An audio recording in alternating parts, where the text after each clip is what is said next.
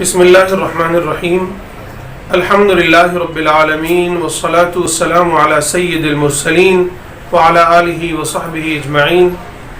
قال اللہ تبارک وتعالی اعوذ باللہ من الشیطان الرجیم بسم اللہ الرحمن الرحیم یا ایہا الناس اتقوا ربکم الذی خلقکم من نفس واحدہ. صدق اللہ العظیم.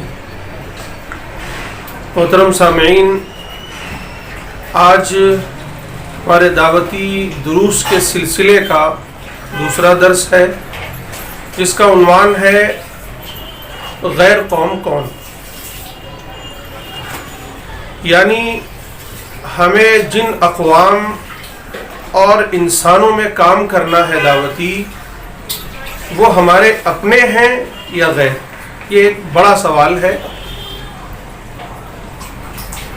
غور کرنے کی بات یہ ہے کہ جو میدان دعوت کے سب سے عظیم شہسوار ہیں، جنہیں ہم انبیاء اکرام علیہم السلام کے نام سے جانتے ہیں، ان کا رویہ اپنی مدعو اقوام کے تئیں کیا تھا، ان کا مزاج، ان کا منہج کیا تھا، ہم یہ سمجھیں اور پھر اسی رویے اور اسی منہج پر ہم داعیوں کو بھی اپنا طرز عمل ڈھالنے کی ضرورت ہے.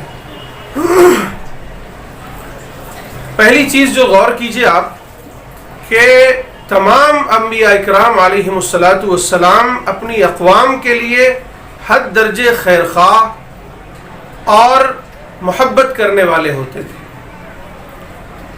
قوم کا رویہ ہمیشہ استہزانہ، ہمیشہ مخالفانہ، اذیت دینے والا، لیکن انبیاء اکرام علیہم السلام کا رویہ ہمیشہ خیرخواہی اور محبت کا ہوا کرتا تھا. یہی وجہ ہے کہ ساری اقوام کو انبیاء اکرام علیہم السلام نے قرآن مجید میں یا قومی کہہ کر پکارا ہے کہ اے میری قوم.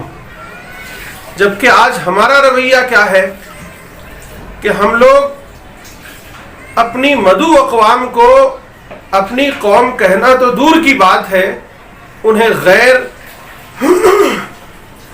یا پھر غیر قوم کہنے لگے ہیں. آپ کسی سے سوال کیجئے کہ بھائی ہم لوگ جو محنت کر رہے ہیں یہ اپنوں میں کام کرنے کی محنت ہے، اپنوں میں محنت ہے یا غیروں میں؟ تو سیدھا کہتے ہیں کہ غیروں میں. داعی اسلام حضرت مولانا محمد کلیم صدیقی صاحب دامت برکاتہم کن میں کام کرتے ہیں، اپنوں میں یا غیروں میں؟ تو فوراً جواب آتا ہے کہ غیروں میں. غیروں کو مسجد میں کیوں لائیں، یا غیروں کو مسجد میں لانے کی ضرورت کیا ہے، یا غیروں کو مسجد میں اب لانا چاہیے، انہیں بھی دکھانا چاہیے، قرآن غیروں تک بھی پہنچانا چاہیے، دعوت غیروں تک بھی پہنچانی چاہیے. یہ الفاظ ہیں ہمارے جو ہم روزمرہ کی بول چال میں بولتے ہیں. کیا یہ درست ہے؟ آئیے ہم دیکھتے ہیں. قرآن مجید میں جن بھی انبیاء اکرام علیہم السلام کا نام کے ساتھ یا بغیر نام کے ذکر آیا ہے، آپ اگر ان کی سیرت کو، ان کے سوانے کو، ان کے حالات کو قرآن مجید کے حوالے سے پڑھیں تو آپ کو معلوم ہوگا کہ سارے انبیاء نے یا قومی اپنی قوم کو کہہ کر پکارا ہے. کسی نے بھی غیر قوم نہیں کہا. میں کچھ مثالیں آپ کے سامنے رکھتا ہوں. پہلی مثال حضرت نوح علیہ السلام کی ہے. حضرت نوح علیہ السلام نے 950 برس تک اپنی قوم میں دعوتی کام کیا، لیکن نتیجہ کیا ہوا؟ قوم نے مذاق اڑایا، قوم نے اذیت دی، قوم نے تکلیف دی، قوم نے تمسخر کیا، استہزاء کیا اور برا بھلا کہا، پتھر مارے، اور پھر اس کے نتیجے میں اللہ کا غضب آیا ان پر اور وہ سب کے سب ہلاک ہوئے. لیکن سورہ نوح سورت نمبر 71 آیت نمبر 5 میں جب حضرت نوح علیہ السلام نے اللہ کے سامنے اپنی قوم کی شکایت کی تو یہ نہیں کہا کہ اے اللہ یہ غیر قوم ہے جس نے ایسا کیا، بلکہ کہا قال رب انی دعوت قومی لیلا ونہارا، یہاں بھی لفظ قومی کا استعمال کیا کہ اے میرے رب میں نے اپنی قوم کو، میری قوم کو دن و رات پکارا، دن و رات دعوت دی۔ گویا حضرت نوح علیہ السلام 950 سال تک دعوتی کام کرتے ہیں، قوم انکار کرتی ہے، اللہ کا عذاب اس پر آتا ہے، لیکن اس کے باوجود حضرت نوح نے اسے غیر قوم نہیں کہا بلکہ اپنی قوم کہا۔ اسی طرح حضرت ہود علیہ السلام سورت نمبر 7 آیت نمبر 65 دیکھیے، اسی طرح حضرت صالح سورت نمبر 7 آیت نمبر 73 دیکھیے، حضرت شعیب کو دیکھیے سورت نمبر 7 آیت نمبر 85، اور مختلف انبیاء اکرام علیہم السلام کے بارے میں قرآن مجید سے آپ الفاظ نکالیے تو آپ کو یہی الفاظ ملیں گے، یا قومی یا قومی یا قومی یا قومی۔ خود حضور پاک علیہ السلام کے بارے میں قرآن مجید میں ہے کہ آپ قیامت کے دن کہیں گے، اللہ تعالیٰ سے ایک شکوہ کریں گے کہ یا ربی ان قومی اتخذوا ھذا القرآن مہجورا، سورت نمبر 25 آیت نمبر 30، یعنی اے میرے رب یہ میری قوم ہے جس نے قرآن کو چھوڑ رکھا تھا۔ ظاہر ہے کہ یہ قوم کون ہے؟ قریش ہیں۔ جلالین کے الفاظ ہے قومی ای قریشن، اور وہ بھی قریش میں بھی ابو بکر و عمر عثمان و علی نہیں ہے، بلکہ وہ لوگ ہیں جنہوں نے انکار کیا تھا، دھتکارا تھا اور قرآن کو پش پش ڈال دیا تھا۔ کون ہے؟ ابو جہل ہے، ابو لہب ہے، عتبہ ہے، شیبہ ہے، ولید ہے، مغیرہ ہے۔ آپ ان کی تاریخ جانتے ہیں، اور یہ کب کہیں گے اللہ کے نبی؟ قیامت کی روز کہیں گے، جب یہ فیصلہ ہو چکا ہوگا کہ اصحاب الیمین ایک طرف ہوں، اصحاب الشمال ایک طرف ہوں، وَامْتَازُوا الْيَوْمَ أَيُّهَا الْمُجْرِمُونَ کا فیصلہ ہو چکا ہوگا۔ ایسے وقت میں اللہ کے نبی جب شکوہ کریں گے تو یہ نہیں کریں گے، کہیں گے کہ اللہ یہ غیر قوم ہے جس نے ایسا کیا، بلکہ کہیں گے میری قوم ہے جس نے قرآن کو چھوڑا تھا۔ اس کے علاوہ اللہ کے نبی صلی اللہ علیہ وسلم کی سیرت پر غور کیجیے۔ آپ طائف گئے، آپ طائف والوں نے کیا سلوک کیا؟ پتھروں سے مار مار کر لہو لہان کر دیا۔ آپ لہو لہان ہیں۔ ایسی حالت میں فرشتے آتے ہیں اور کہتے ہیں اللہ کے نبی اگر آپ صرف اجازت دے دیں تو دونوں پہاڑوں کو آپس میں ملا دیا جائے اور یہ طائف کی بستی ہلاک ہو جائے۔ اللہ کے نبی نے کہا نہیں، یہ نہیں تو ان کی قومیں ایمان لے آئیں گی، ان کی نسلیں ایمان لے آئیں گی۔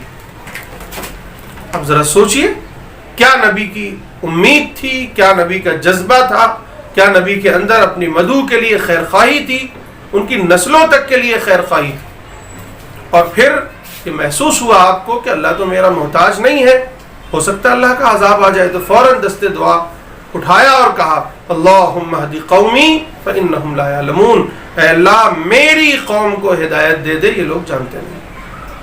یہی دعا احد میں بھی منقول ہے۔ احد کب ہوئی؟ 16ویں نبوی میں، یعنی نبوت کو 16 سال ہو چکے ہیں۔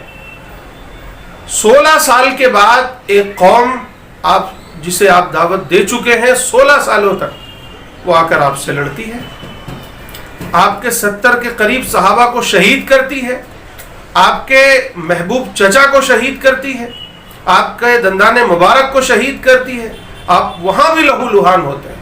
کسی نے کہا ادعو علی المشرکین یا رسول اللہ، آپ نے دستے دعا اٹھایا، لیکن زبان نبوت نے، زبان رحمت نے یہ الفاظ وہاں بھی نکالے اللہم اہدی قومی فانہم لا یعلمون، کہ اللہ میری اس قوم کو ہدایت دے دے، یہ لوگ جانتے نہیں ہیں۔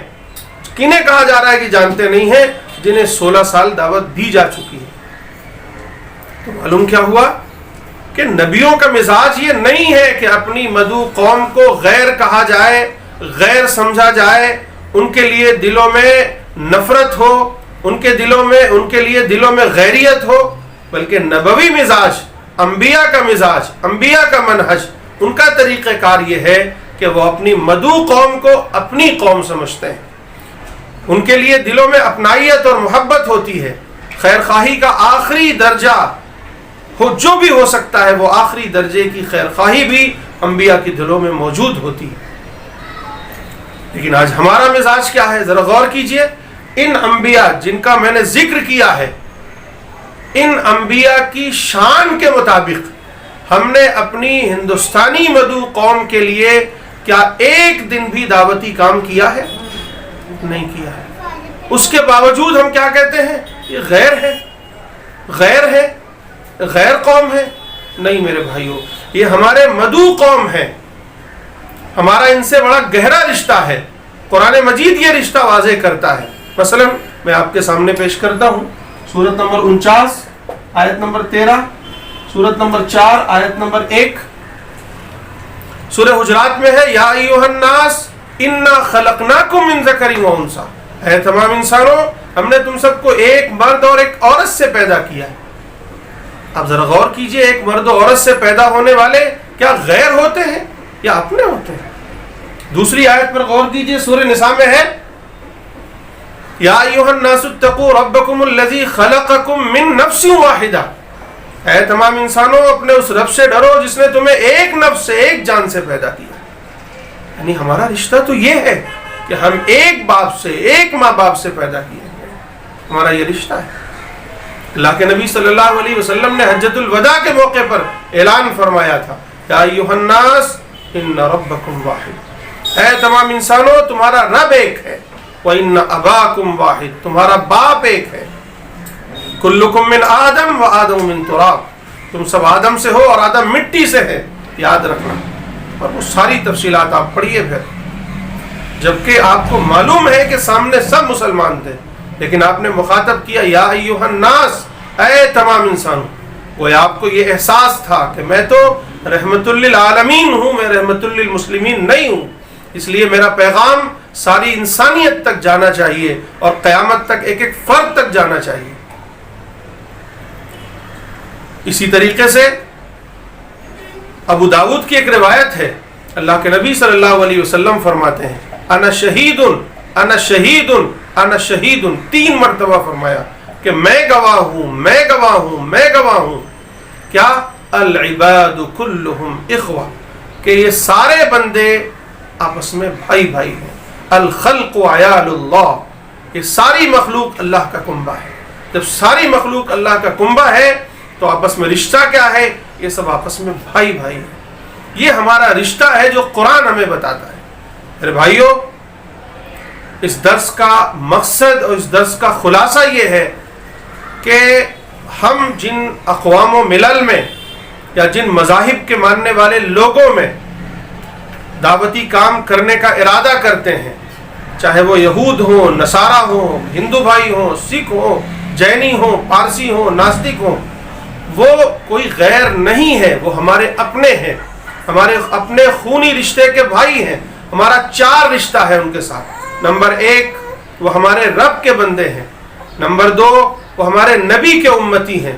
نمبر 3 وہ ہمارے باپ آدم کی اولاد ہیں. نمبر 4 وہ ہمارے مدعو ہیں اور ہم دائی ہیں. اور نبیوں کا مزاج، انبیاء کا مزاج یہ ہے کہ وہ اپنی مدعو اقوام کے لیے حد درجے خیرخواہ اور محبت کرنے والے ہوتے ہیں. اس لیے میرے بھائیوں، اس درس کا مقصد اور خلاصہ یہ ہے کہ پورے ملک میں محبت کی فضا ہموار کی جائے، پورے ملک میں نفرت کی ہر دیوار کو مٹا دی جائے، اور دائی اور مدعو کا جو رشتہ انبیاء کے ہاں تھا وہ رشتہ پھر سے قائم کیا جائے، اور یہ پوری مدعو اقوام کو جہنم سے بچانے کی کوشش کی جائے. انہیں معلوم نہیں ہے کہ یہ کس راستے پر جا رہے ہیں. اگر یہ آج ہماری مخالفت بھی کرتے ہیں تو یہ انجانے پن میں کرتے ہیں، انہیں نہیں معلوم ہے، لا علمی میں کرتے ہیں، انہیں نہیں معلوم ہے. انہیں بتانے کی ذمہ داری میری اور آپ کی ہے. ان کو جہنم سے بچانا، ان کو اللہ کے عذاب سے بچانا، اللہ کے غضب سے بچانا میری اور آپ کی ذمہ داری ہے. اس لیے میرے بھائیوں آگے بڑھیے، کیونکہ دعوت کی بنیاد ہے کہ ہمارے دلوں میں اپنے مدعو کے لیے محبت ہو، خیرخواہی ہو اور اپنائیت ہو، اور یہ غیریت نکل جائے. پورے ملک میں یہ اپنائیت پیدا کریں اور پھر انہیں جہنم سے بچانے کی کوشش کریں. یاد رکھیے، آج ہم سے جو دعوتی کام چھوٹا ہے اس کا اصل سبب یہی ہے کہ ہمارے دلوں میں غیریت آ گئی، اپنائیت ختم ہو گئی. اور جب کوئی غیر ہو تو غیر کے لیے کون محنت کرتا ہے؟ غیر کے لیے کون تڑپتا ہے؟ غیر کے لیے کون روتا ہے؟ انبیاء اس لیے روتے تھے کہ ان کے دلوں میں غیریت نہیں تھی، اپنائیت تھی۔ نبی اس لیے پتھر کھا کر دعائیں دیتے تھے کہ ان کے دلوں میں محبت تھی، ان کے دل میں محبت تھی ان کے لیے۔ آپ محسوس کر رہے تھے کہ آج انجانے میں جو کچھ بھی کر رہے ہیں، کل یہ احساس ہو جائے گا انہیں، ہمیشہ ہمیشہ کی جہنم میں جائیں گے۔ تو اس اپنائیت میں وہ کڑھن، وہ درد و سوز، وہ محبت، وہ اپنائیت جو نبی میں تھی وہ ہمارے اندر ہونی چاہیے، تب یہ دعوتی کام شروع ہوگا۔ تو گویا دعوت کا پہلا زینہ یہ ہے کہ ہمارے دلوں میں اپنے مدعو کے لیے محبت آئے، غیریت ختم ہو، نفرت ختم ہو، تعصب ختم ہو، ان کے لیے خیر خواہی ہو، ان کے لیے رحم کا جذبہ ہو، ان کے لیے ترس کا جذبہ ہو کہ ان پر ترس کھائیں کہ یہ جس راستے پر جا رہے ہیں تو ان کے لیے جہنم کا راستہ ہے۔ میرے بھائیوں، یاد رکھیے دعوت کا درخت محبت کی زمین پر ہی اگتا ہے، یاد رکھیے۔ اللہ تعالیٰ مجھے بھی آپ سب کو بھی عمل کی توفیق عطا فرمائے۔ وآخر دعوانا ان الحمد للہ۔